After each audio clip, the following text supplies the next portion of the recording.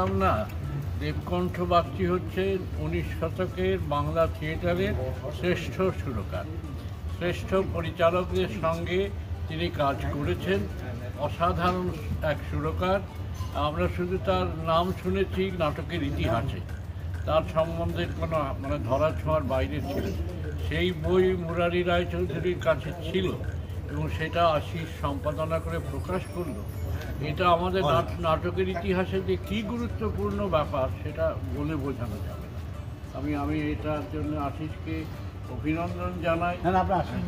আশীর্বাদ একটু বিশ্বাস করি, অভিনন্দন জানাই।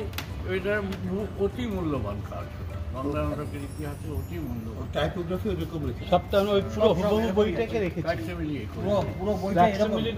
আসলে এই বইটা বার করতে গিয়ে যেটা হয়েছে, প্রায় 1200 ফিল্ম তো নেওয়া হয়েছে, ছবি ওটাকে উল্টানো যাচ্ছে না পাতাটা।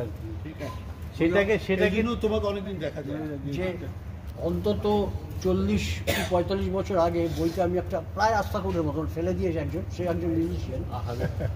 তা আমি হঠাৎ গল্প করতে করতে হঠাৎ মনে হলো এখানে এত বই কেন, ছেঁড়া বই। এখন এরকম ছেঁড়া বই পুস্তক ভাণ্ডারের মতো কলেজ থেকে আমি কালেক্ট করে রেখেছি। ওটা আমার একটা অভ্যাস আর কি।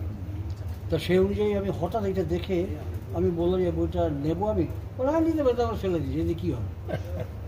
আমি দেখলাম যে তাদের তো কেউ এটা নিয়ে কোনো গুরুত্ব দিচ্ছে না ব্যাপারটা। যিনি এটা করেছেন তিনি তো চলে গেছেন, না সেই তারা এটা গুরুত্ব দেয়নি, গুলটুইতে খেয়ে গেছে। সেই ধরুন 40-45 বছর আমার কাছে হয়েছে। অনেককে বলেছি কিন্তু জিনিসটা খুব সাধারণ মূল্যবান। উনি অমিতলাল, গিরিশচন্দ্র আছে, এখানে তাদের কথা আছে, প্রথম ওনাকেই বলা হয় অপেরা মাস্টার।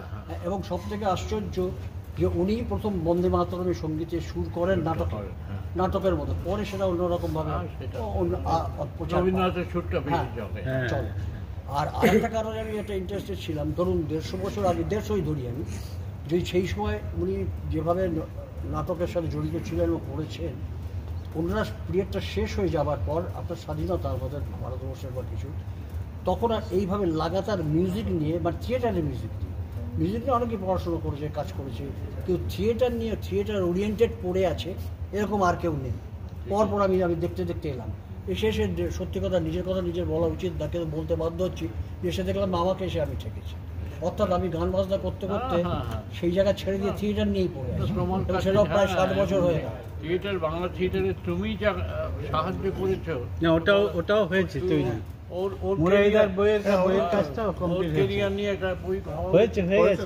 সেই জন্য দেখলাম ওই 150 বছরের পর, এরা 150 বছর পালিত হচ্ছে যখন, তখন আমি দেখলাম যে এই 150 বছরে তো এসে দাঁড়ালাম কত প্রজন্ম এই ধারাবাহিকতার মধ্যে একটা থাকা যায় কিনা। তোমারও মূল্যবান অবদান এই বইটা যে তুমি রক্ষা করেছিলে, সেটা পৌঁছলো এই প্রজন্মের হাতে। অবশ্যই তোমার কাছে যে আমরা কিভাবে ঋণী সেটা বলবো। আর আমাদের হচ্ছে আমি এবং রামদা আজকে এখানে উপস্থিত থাকতে পেরেছি, এটা আসলে আমাদের জীবনে খুব ঐতিহাসিক একটা মুহূর্ত। বাংলার শ্রেষ্ঠ 2 থিয়েটার ব্যক্তিত্ব এখানে হাজির। আমরা সর্বকালের শ্রেষ্ঠ 2 থিয়েটার ব্যক্তিত্ব। আমাদের সৌভাগ্য যে এরকম একটা বাংলাদেশের এই প্রজন্মের আমাদের সৌভাগ্য যে আমরা এখানে আজকে উপস্থিত থাকতে পেরেছি। আপনাকে এবং আশিসকে ধন্যবাদ। আমি এরকম একটা কাজ আশিস করেছে, এটা করে খুব সিরিয়াস কাজ। আসলে আমার কাছে মনে হচ্ছে একটা সর্বোচ্চ